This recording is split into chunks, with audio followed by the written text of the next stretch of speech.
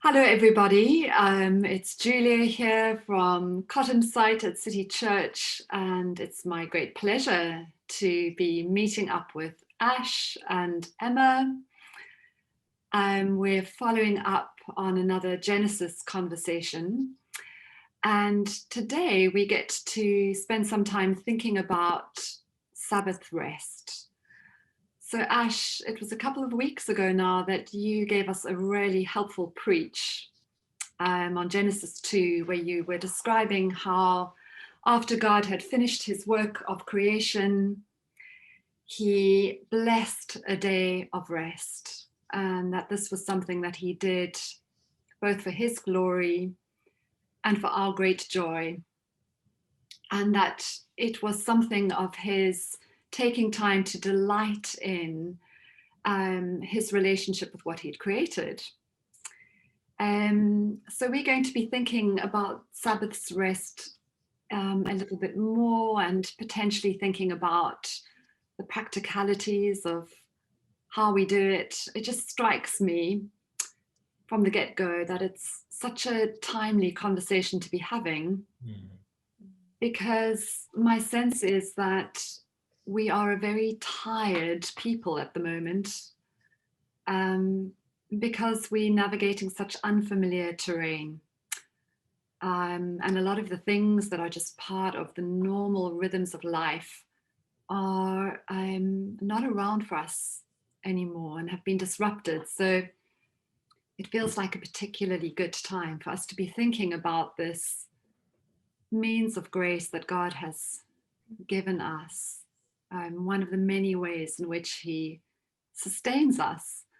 So I thought, let's start off by thinking back to when this Genesis account was written and what sort of significance it would have had to the Israelites at that time. And Ash, I wondered if you had any thoughts on that. Yeah, I think one of the really important things to think through is that so Genesis very likely would have been written by Moses. So the first 5 books of the Bible would have been received by the Israelite people after they'd come out of slavery in Egypt. So they'd been in Egypt for 400 years or so as slaves, and they came out, and then this Genesis account, was written by Moses. God had revealed this to him. And I suppose one of the fascinating things is to just, particularly as we think about Sabbath and rest, is to reflect on the fact that this nation, which started as a family, a small family, it grew into a nation. They had been in slavery for a very, very, very long time. And now they have this experience of God miraculously rescuing them and actually taking them from slavery into freedom. And one of the ways that he kind of, I suppose, helps them to live in that new freedom is by giving them the law. And we often don't think of law as being a thing related to freedom, but in God's case, it absolutely is. And one aspect, I suppose, of that law is this command to keep the Sabbath.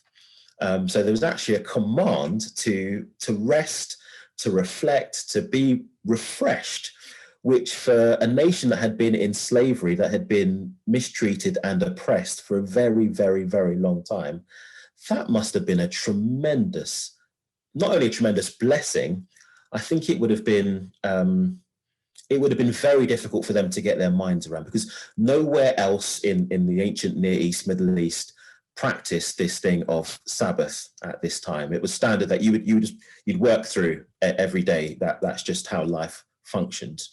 So there's a clear distinction there that God is putting on his people compared to the surrounding nations. So I think for them, initially it would have been like, I don't even know how this works. How does this? I can't get my head around this. But ultimately, I think they would have understood something about God in it.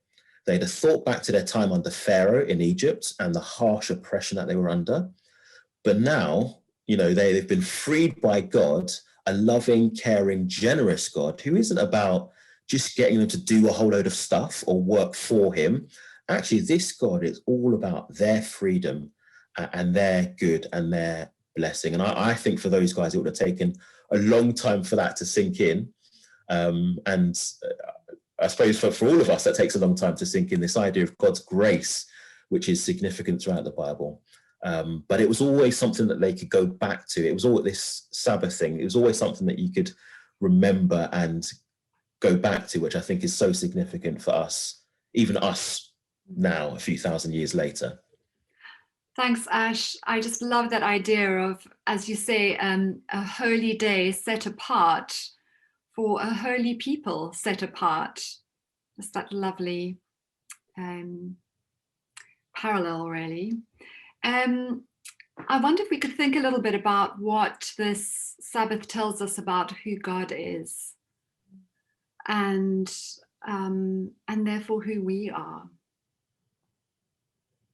Yeah, I kind of feel like we're not going to be able to avoid a John Mark Comer quote whilst talking about the Sabbath, so I'm just going to jump straight in Go for it. while I've got the floor. So there's a John Mark Comer quote from his book Garden City, and he says, "That's why Sabbath is an expression of faith that there is a creator and he's good. We are his creation. This is his world. We live under his roof, drink his water, eat his food, breathe his oxygen. So on the Sabbath, we don't just take a day off from work. We take a day off from toil. We give him all our fear and anxiety and stress and worry. We let go. We stop ruling and subduing, and we just be. We remember our place in the universe so that we never forget there is a God and I'm not him."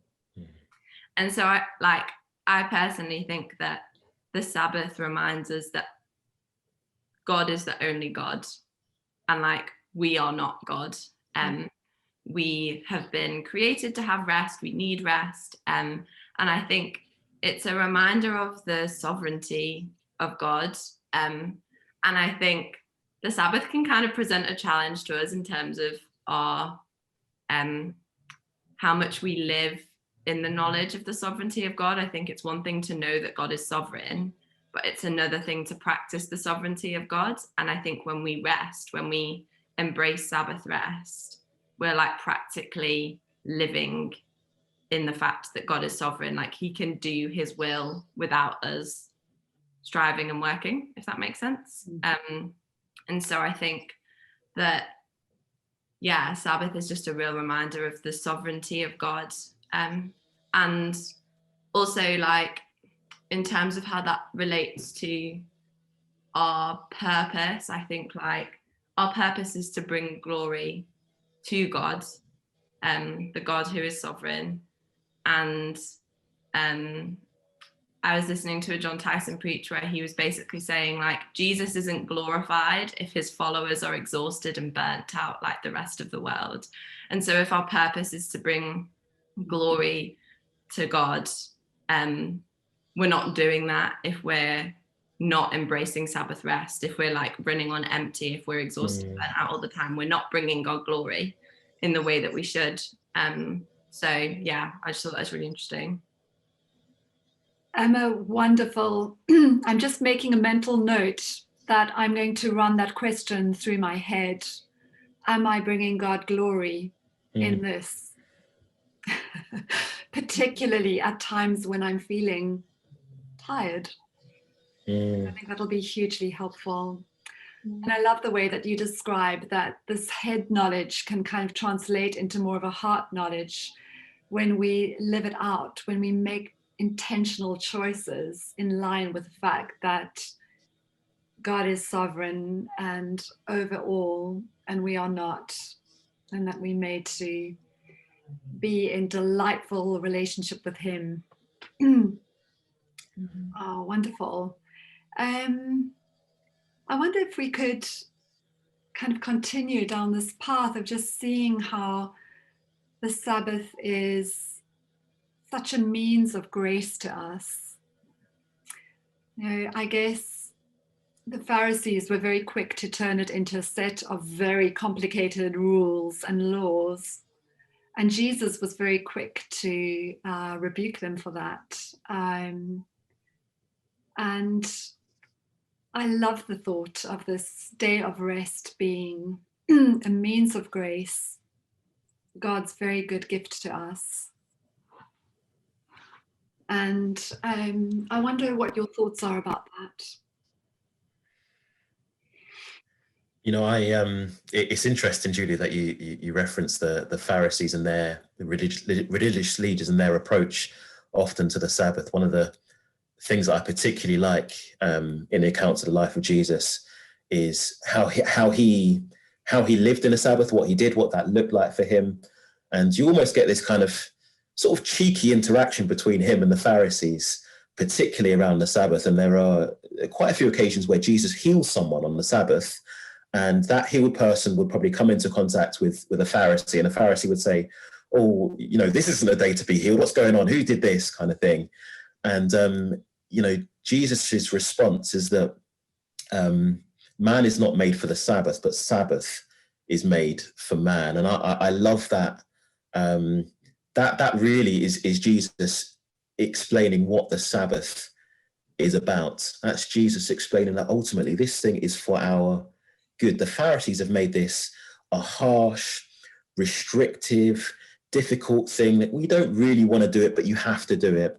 Jesus, well, I'm not saying Jesus didn't flip it around. This is the original purpose of it, but Jesus is demonstrating that the Sabbath is actually for our good. And we can reject it. We can put it in the corner. We can say, I don't really need that. I don't really want that. But ultimately, that's like us rejecting the best birthday, Christmas present ever from God. And I think it's really important for us to see things in that way, to recognize that when God gives something to us, he's giving as a good and a loving Father, and he's giving for our good. And oftentimes we don't necessarily see the good initially. It can maybe not appear to be good to us. But it totally, absolutely is. And it comes back to what we were saying about, how we understand God. If I really understand God as a good and loving Father, if I understand God as totally sovereign and in control and all powerful and all good, that will be reflected in how I respond to what God both gives and commands. And he gives the Sabbath as a good thing. And I freely put my hand up and say that, like, though I believe that, I absolutely hear and sometimes hear, that's not always lived out. There are times where I subtly start to think and believe that actually, oh yeah, God did give the Sabbath, but in my particular situation, there are a lot of things that I need to get done, and there's an exception for me, isn't there? And that's just something that I need to deal with and to work through. But I think so much of it comes down to how we understand ourselves, how we understand God, and how we ought to interact. But he's a good God, and this is a good thing for us. It really is such a good thing for us. Yeah, I think I've been thinking about this a lot as well, and how like God gives us the Sabbath because he loves us, and that, like, just, yeah, you're right, Ash, like it's a good thing. And I was just thinking about Psalm 127, and it says, "It is in vain that you rise up early and go late to rest, eating the bread of anxious toil, for he gives to his beloved sleep." And I think maybe somewhere in another translation I've read, like, he gives rest to those he loves. Like, he gives us the Sabbath because he loves us. And I think that interplay as well of like it being a means of grace, in the fact that we don't have to work for our rest. Like, when it's like work, living for the weekend, we don't work, like we don't live for rest, we live from rest. Like, I think obviously, like, technically it's Monday to Sunday. I'm not going to explain this all, but like Sunday is technically the beginning of the week. And so if we're taking Sunday as like Sabbath day, I don't know, I think there's something interesting there of like the fact that we're not meant to work until we're exhausted, and then we get our rest, but actually we're meant to live from a place of rest, and that actually being like a demonstration of the grace of God, that we don't have to like work for it, but we work from it. I love that, Emma. It's making me think of, again, we have a God of abundance. So again, it's that sense of our work and our toil coming out of a place of abundance. Yeah. And Ash, what you were saying about God's gift to us, and really laying hold of it and receiving it. The fact of the Sabbath being a weekly occurrence is just such a helpful reminder that we have to keep on receiving, keep on laying hold of what it is that God has to offer us. And as you started to talk a bit about the things that sort of get in the way of it, all the many other distractions that can keep us from Sabbath's rest. And I often think about it in terms of, what does it say about my heart if I'm not doing this? What does it say that I am putting before God, or putting before my worship of God? And I wondered if, I know for me it can be a sense of being on top of things, the need to be on top of things, the need to feel in control, the need to feel as if I have my work in hand. So there can be, my sense of control over my own life getting in the way of acknowledging God's control over my life, or a need to achieve getting in the way of worshipping God. So I don't know if you have any thoughts about, in maybe your own struggle to observe a Sabbath's rest, what you've kind of learned about your wants and needs and your deepest desires, and how they might sometimes be somewhat misaligned in the way that my heart often is. I often think, Julia, maybe it's exacerbated at the moment with the pandemic and the lockdown. I think many of us in life spend a lot of time looking around each other, whether it's through social media or through conversations or through TV or whatever. We spend a lot of time looking, observing, and kind of measuring ourselves against one another in life. We're trying to work out, am I putting in the amount of fitness that I ought to be, or am I baking as much as that person on social media? Am I doing X, Y, and Z? And we spend a lot of time looking around at one another, and that in our hearts can create really a sense of despair, because we're never going to be satisfied. There is always going to be that person out there who is doing more in terms of fitness, is reading more books, is, I don't know, writing more songs, is doing. There's always going to be someone, and so therefore we that can put us into a sense of despair, feeling like I need to do more, I need to be better, I need to be seen to be doing more, and that feeling will never go away. That will never ever go away, and I think there's a sense in which all of us feel that in some measure. All of us feel that in some measure, and we feel a little bit like the way that I think about it is, it's kind of like being in a race, and you know that your life is supposed to be about you and your own particular race and your own particular goals and purposes. But you see someone ahead, you see someone behind, and you're just focused on that person ahead and that person behind. And I think actually the way that God has designed us to live is to actually not give so much attention to those around us, but actually to give attention to Him and to let Him be our standard.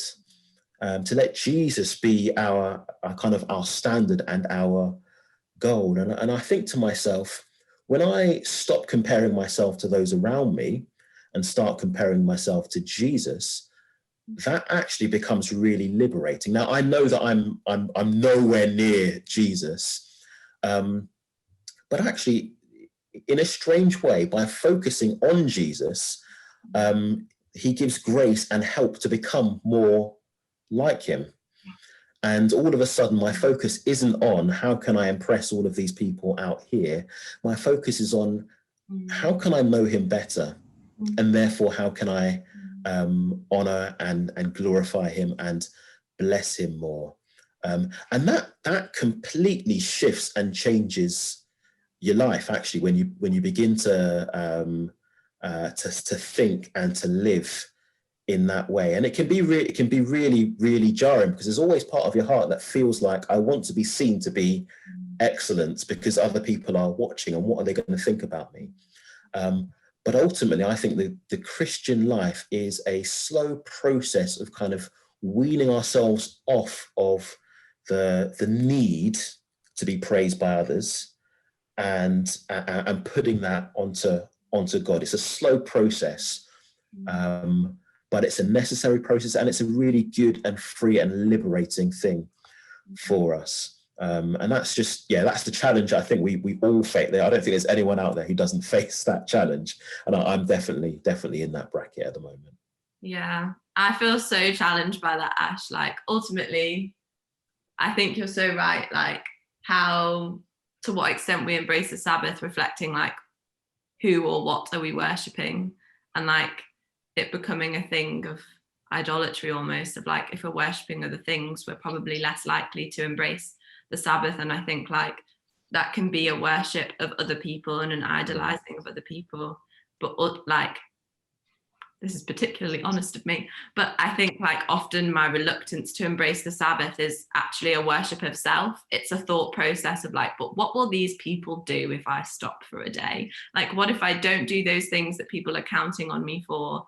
And like, if I disappear for a day or like a week, what will happen then? And it's like almost giving myself it's like boosting myself up, giving myself too much importance.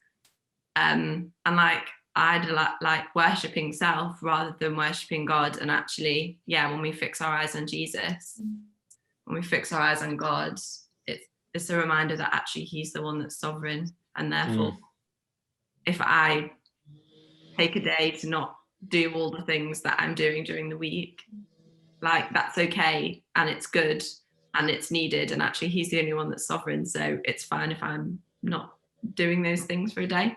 So I think that's really challenging. Just listening to what you are saying, it's just really struck me how we can be instruments of change in each other's lives. Ash, just thinking about that sort of inevitable kind of competitive, comparative mindset, how I was just thinking we can get drawn into having conversations where we are almost encouraging each other in our busyness. Like, it's very common to ask people, so what have you done this week? And we were talking earlier about how, maybe what we could do is change what we spotlight in our own and other people's lives by asking differently. So less about, what have you been doing? But Ash, you were sort of suggesting earlier, we could be asking, what are you enjoying? In what areas of your life are you delighting in God? Where is it that you're finding refreshment in him? In what areas of your life do you feel you are most God glorifying? I think what we just the things that we talk about often reflect what we believe to be most important. And I think that's why it's so valuable. In the broader, wider culture, those questions of what have you been doing, what have you achieved, that's standard, absolutely. And yes, we are all absolutely part of our wider, broader culture. Absolutely, we're not entirely separate or distinct from it, but yet there is a different culture as people who are in relationship with God. There is a new culture that is being infused into us, the culture of God's kingdom. And I think it's important for us to not just get swept up with what everyone else is doing, what everyone else is saying. And, even for the Israelites, actually, when they first received the law, a lot of that was about them being distinct and actually reflecting God to the rest of the world. They were going to be distinct in terms of what they ate, how they interacted, how they treated those who were rich and those who were poor.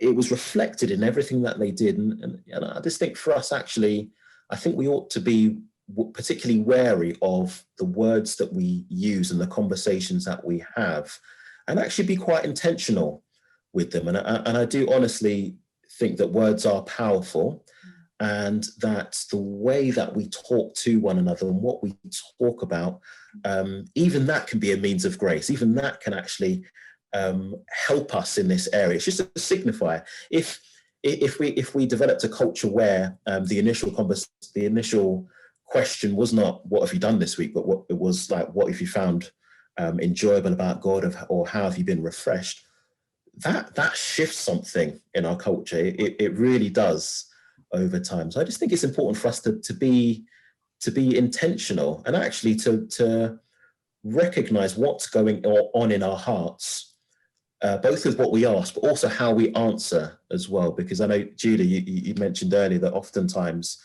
almost as default, our response can be, "Oh, I'm really busy at the moment, I've got loads on." Whether or not we are really busy or not, it's almost like it just sort of naturally comes out. And I think even that shows us something about our own hearts, thinking, well, why am I so eager to let people know that I'm really busy and I've got loads on? What on earth is going on there? So I just think we ought to be quite intentional, and I think that serve us really, really well. Yeah, I agree with you. I think it completely changes the game if we start asking questions like that. If we start asking people like, when did you rest this week and what did you do to rest? Like, what did you find restful this week? Because there's almost something in it, and like, this isn't what we should be striving for, but you can kind of fly under the radar of just like never really resting if nobody's asking you about it. Whereas if on a weekly basis someone was saying to me like, what day did you take the Sabbath this week and what did you do? I'd be like, oh, okay, I need to start taking this seriously. There's like an accountability to it, like of getting into the practice and the rhythms of rest. And I think you're right, Ash. It's really countercultural to the world to be asking questions like that. I think so often when I ask how somebody is, they just respond to me by saying what they've been doing, which is a different question. Like, I asked how you are, but you responded by saying what you've been doing. And I think that's a really interesting dynamic. And you're right, of like what we're prioritizing. And I think you're right. We like almost take pride in our busyness. We see it as like an achievement. If we're busy, it's like, oh yeah, I've been doing a lot this week. I've been really busy. I've had no time to rest. It's almost like culturally we've been taught that is the goal. And so to actually be carving out time for rest and to ask those questions is incredibly countercultural, because it's not what we're used to in the world, I don't think. Guys, I feel as if I should be bringing our conversation into land a bit, because we could go on for quite a long time. So I wondered about just some really practical tips, given that, as I said at the start, a lot of the normality of our lives has fallen away recently. Do either of you have any kind of practical tips of what rest has looked like for you recently? Along with that, any kind of resources? I was going to say that Adam Mabry's book is good. I know many of us have read The Ruthless Elimination of Hurry.